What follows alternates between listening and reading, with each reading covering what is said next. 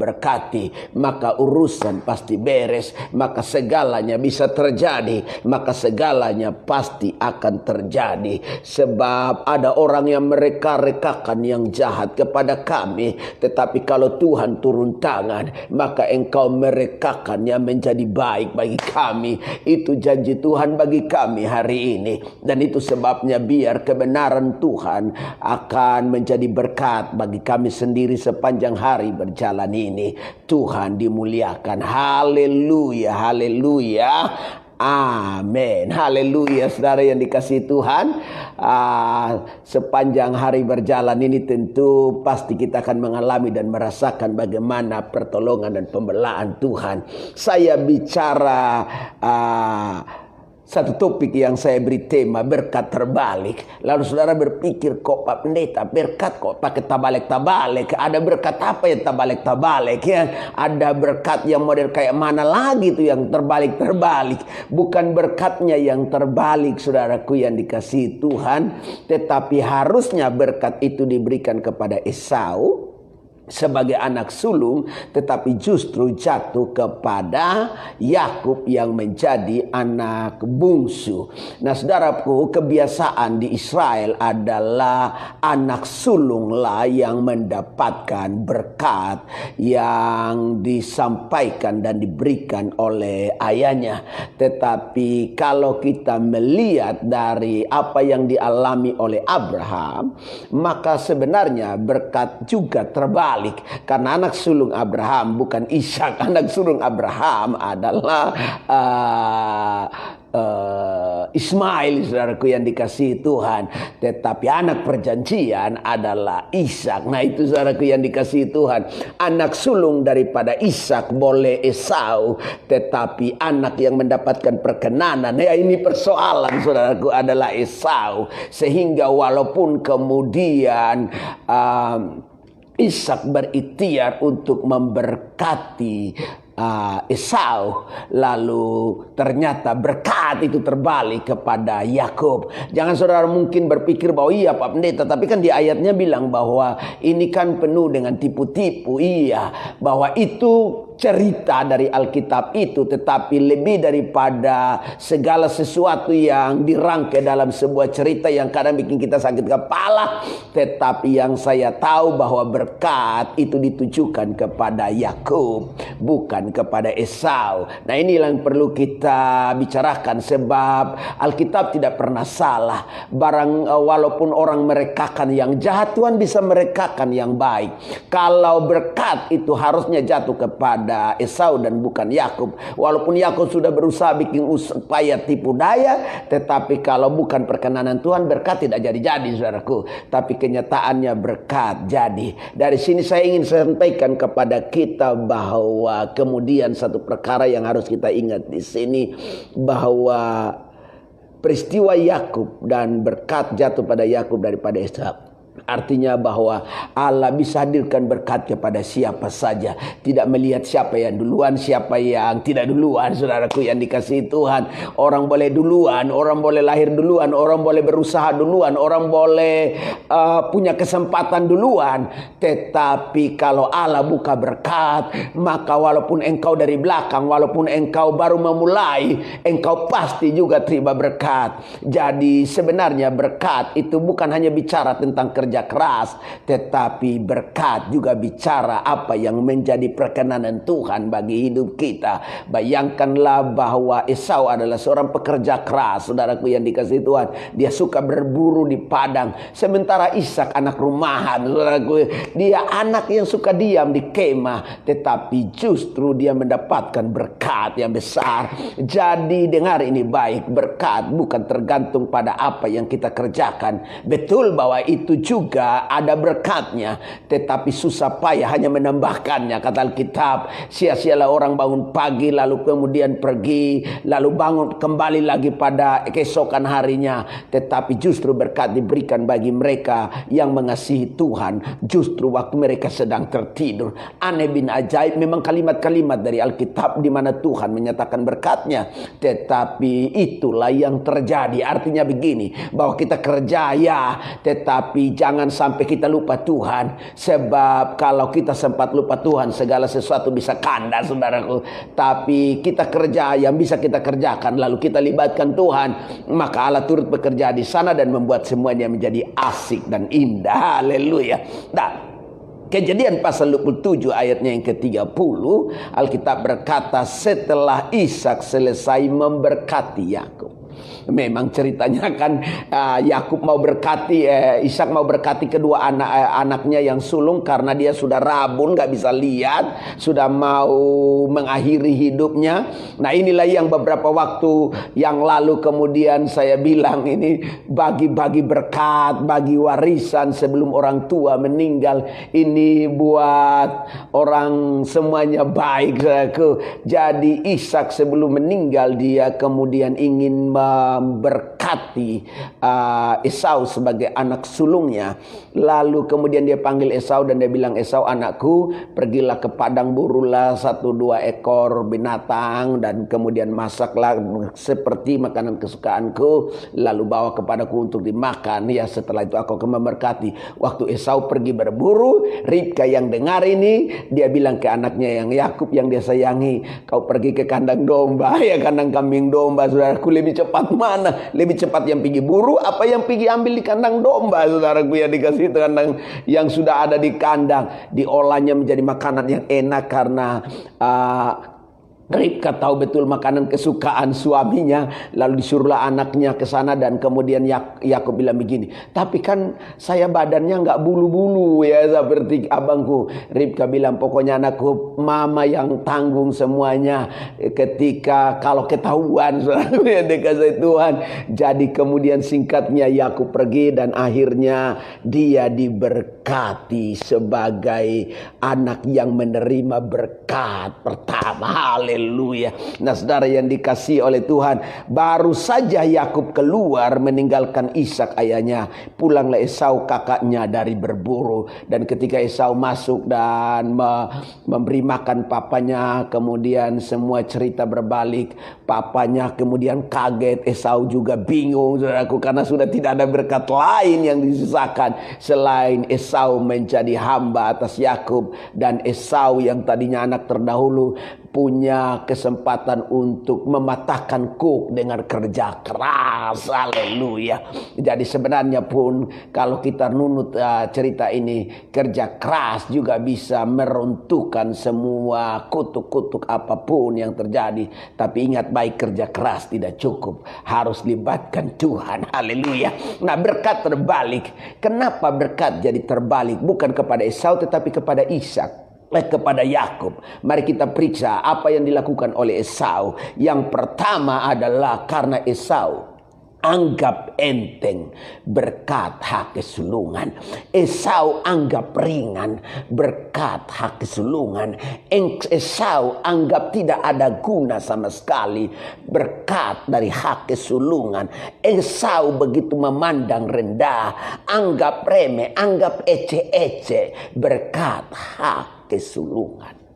Kalau saudara baca pada Kejadian pasal yang ke-25 ayat 29 sampai 34, maka jelas di sana Esau ketika pulang dari sebuah perjalanan berburu, saudaraku, lalu dia sedang letih, dia sedang lelah. Memang kalau orang jadi sedang lelah, dia butuh sesuatu yang bisa memberi rasa enak, rasa nyaman dari kelelahannya. Lalu dia lihat si Yakub lagi masak kacang merah. Lalu dia bilang begini, Yakub adikku, berikanlah kepada abangmu ini yang merah-merah itu. Gara-gara yang merah-merah ini, saudaraku, hak kesulungan terjual. Lalu kemudian si Yakub bilang kepada Esau kakaknya, tapi kasih dulu, jual dulu hak kesulunganmu kepadaku. Lalu Esau bilang begini, sebentar lagi aku akan mati. Apa gunanya hak kesulungan itu bagiku? Sebentar lagi aku mati.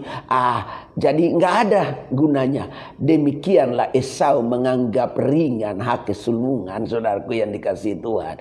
Lalu singkatnya jatuh kepada Yakub. Dengar ini baik. Kadang dalam kelemahan, kadang dalam keletihan, kadang dalam kelesuhan, kadang dalam keadaan beban berat, kita anggap remeh apa yang Tuhan percayakan bagi kita. Kita menganggap bahwa segala sesuatu sia-sia. Apa yang Tuhan berikan kepadaku tak ada guna. Dengar ini baik. Kalau kita masih bernapas, kita masih ada sebagaimana ada, itu semua karena berkat pemeliharaan Tuhan. Jangan pernah anggap remeh setiap apa yang Tuhan percayakan bagi kita. Haleluya. Kalau kita masih ada, itu semua karena perkenanan Tuhan. Jadi jangan pernah anggap tidak ada gunanya kita ada dalam dunia ini. Jangan pernah anggap enteng apapun yang Tuhan percayakan. Jangan bilang ece-ece. Jangan, saudaraku. Setiap apa yang Tuhan percayakan bagi kita, itu punya potensi besar.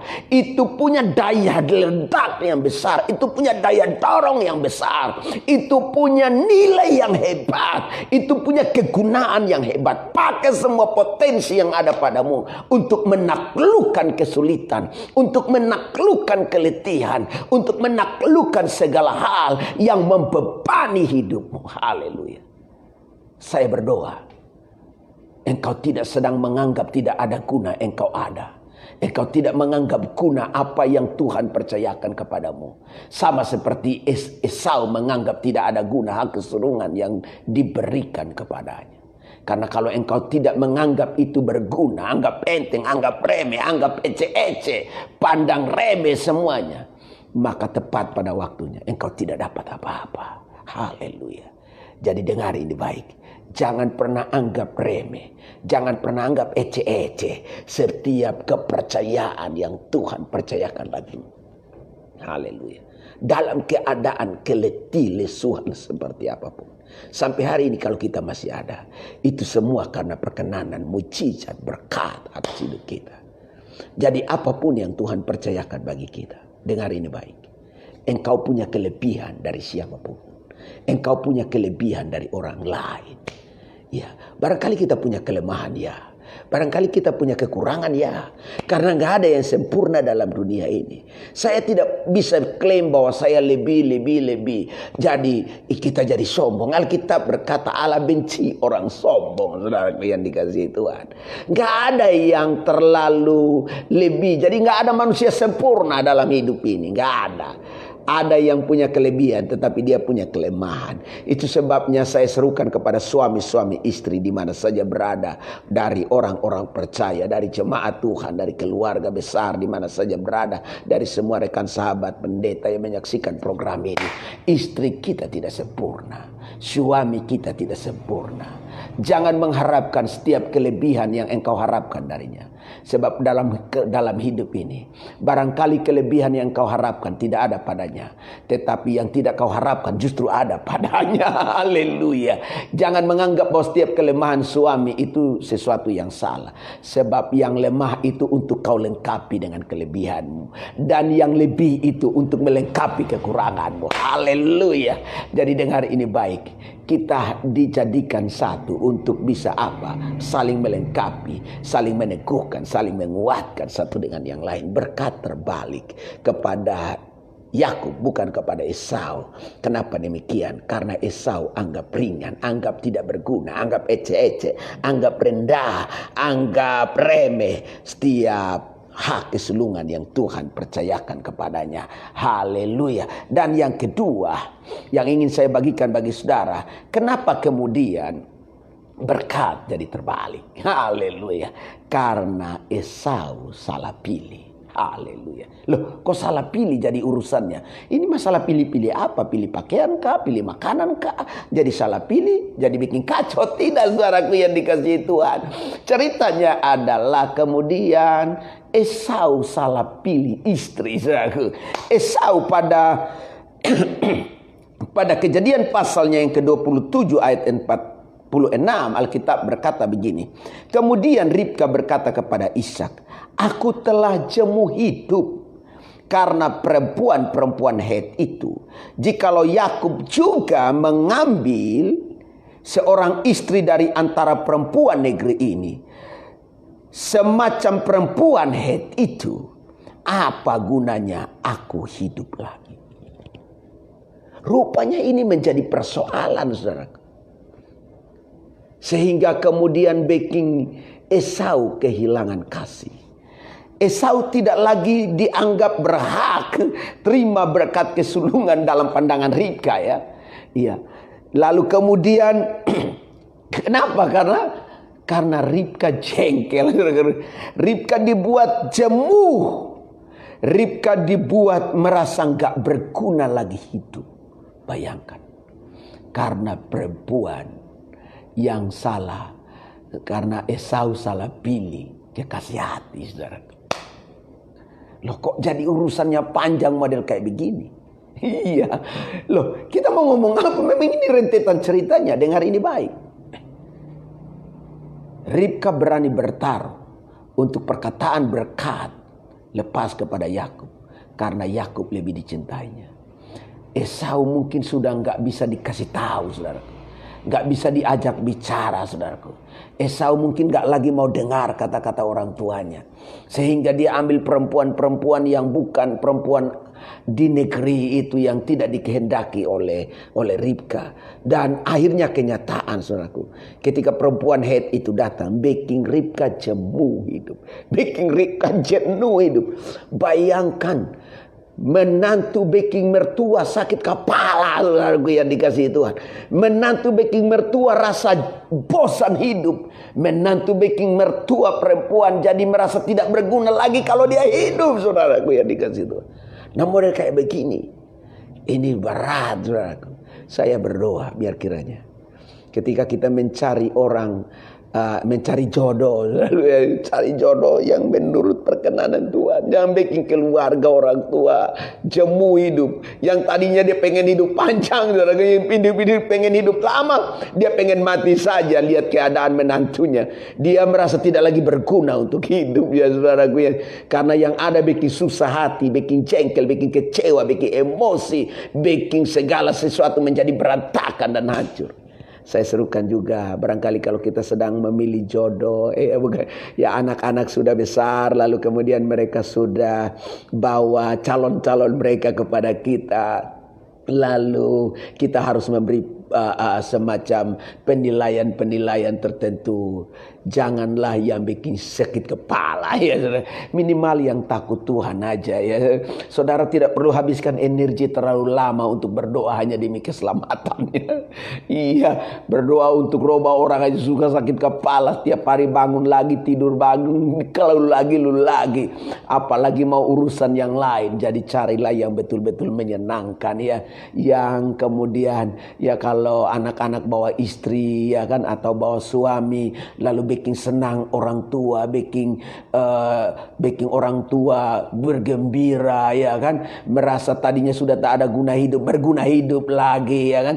Orang tua yang tadinya udah jenuh, bosan, jemu, ketika datang menantunya dia bergairah. Nah itu yang paling mantap, saudaraku. Iya, saya punya anak 3, saudaraku, yang dikasih Tuhan, masih kecil.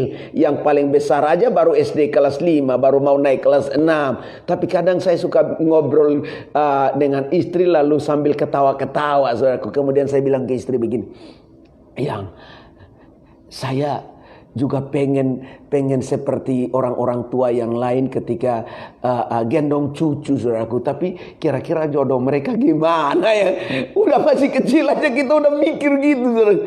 Kira-kira nanti kalau mereka punya istri, punya suami, kira-kira mereka buat kita senang dah ya, saudaraku, yang dikasih Tuhan. Jauh kali bayangannya. Anak masih SD aja udah mikir ke sana, saudaraku.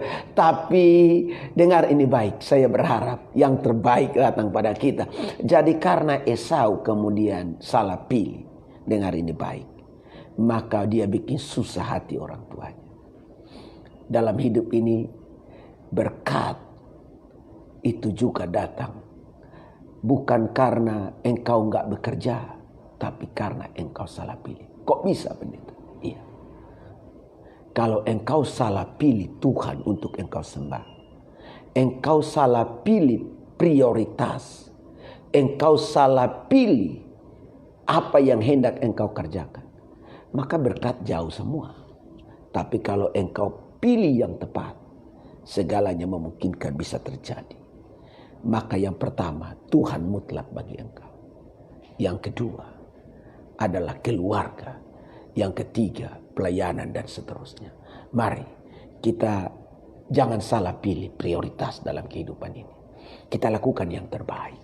Saya percaya berkat pasti datang kepada kita.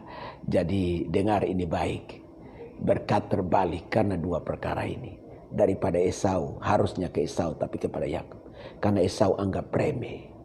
Esau anggap remeh, anggap enteng, anggap tidak berguna, anggap ringan, berkat kesulungan. Dan yang kedua, yang menarik adalah ternyata Esau salah pilih kekasih hati, salah pilih istri yang bikin jemu, bikin susah. Ya kalau seandainya dia pilih istri yang terbaik dan bikin Ribka nggak jenuh, nggak jemu, nggak merasa bosan untuk hidup, nggak merasa hidupnya nggak berguna sebagai orang tua, maka saya percaya Ribka tidak akan menyuruh Yakub untuk pergi masak makanan. Dia pasti tunggu Esau untuk kasih supaya dia pergi dapat berkat dari ayahnya. Dengar ini baik. Inilah yang terjadi. Tapi lepas dari semua skenario, lepas dari semua cerita yang Alkitab sudah ceritakan bagi kita dan seperti drama, tapi bagi saya berkat itu datang dari Tuhan. Kalau Tuhan mau berkati, segala sesuatu jadi mungkin. Itu sebabnya mari kita harapkan berkat Tuhan saja, lebih daripada cukup. Jadi kalau Tuhan mau berkati, maka walaupun manusia rekakan yang jahat, pasti Tuhan rekakan yang baik. Tapi kalau Tuhan sudah tutup, maka walaupun manusia bukan 1000 kali, tidak akan pernah terbuka. Saya percaya berkat turun ke Yakub itu karena rencana Tuhan. Rencana Tuhan, rencana Tuhan. Dan berkat yang sama akan turun kepada kita karena dia punya rencana yang hebat atas hidup kita. Jangan pernah tinggalkan Tuhan. Jangan pernah jauhi Tuhan. Jangan pernah jauh dari Tuhan. Dekatlah kepadanya. Maka dia mendekat kepadamu. Tinggallah di dalam dia. Dia tinggal di dalam engkau. Minta apa saja. Maka semuanya akan diberikan kepadamu. Berkat Tuhan ada pada kita. Sejahtera bagi kita. Haleluya.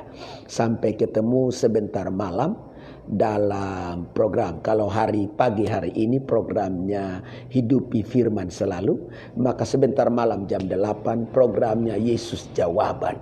Tadi malam akan dimulai pada malam hari ini saudaraku, jam 8 Yesus Jawaban. Doa saya setiap program yang ada ini biar menjadi berkat bagi kita semua. Berkat sahabat pendeta, gembala jemaat yang menyaksikan program ini, hormat saya bagi saudara. Dan saya percaya bahwa kita sama-sama